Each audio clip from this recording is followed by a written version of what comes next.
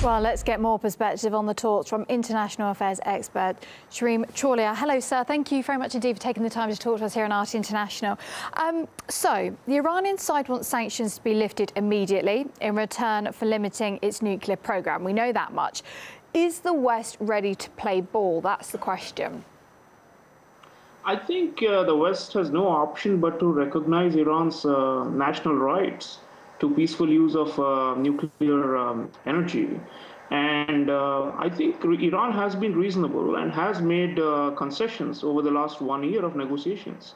So there's no reason why the West is going to be sticking to a maximalist position and to say that, we'll only gradually remove the sanctions. I think Iran expects and feels that it is stronger geopolitically in the Middle East right now to be able to extract more from the West. And frankly, the West has invested so much political capital in these negotiations, but for them to walk away without a deal, I think is going to be egg on the face for Obama and for the Europeans.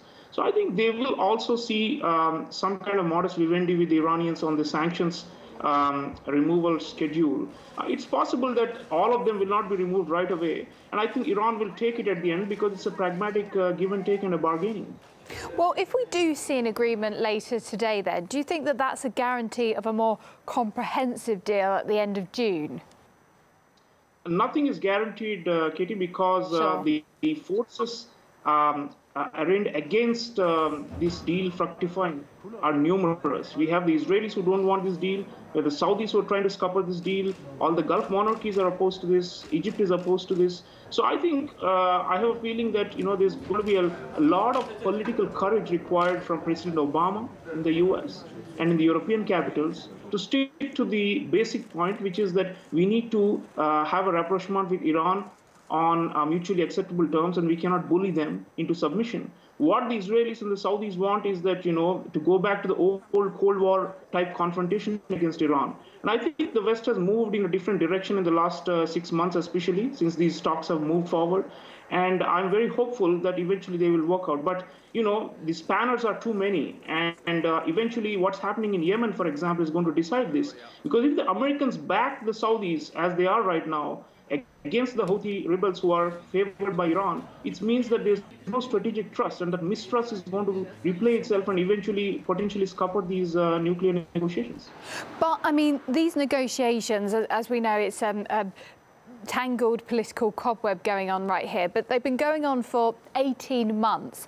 Do you think that now is the time for Iran to compromise? Do you think that that's what they'll have to do in order to reach an agreement?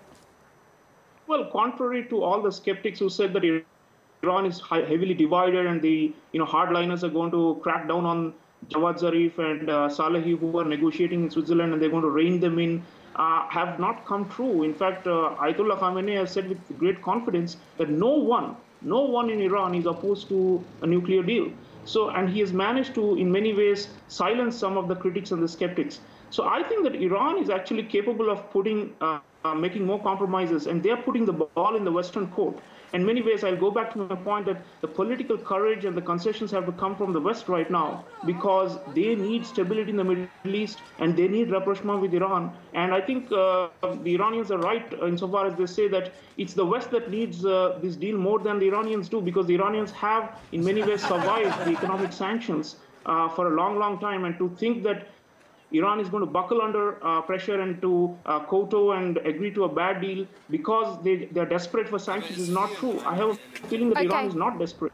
Thank you, sir. Really appreciate your thoughts there. Sreeram Chaulia, thank you for your time. Appreciate that. International affairs expert.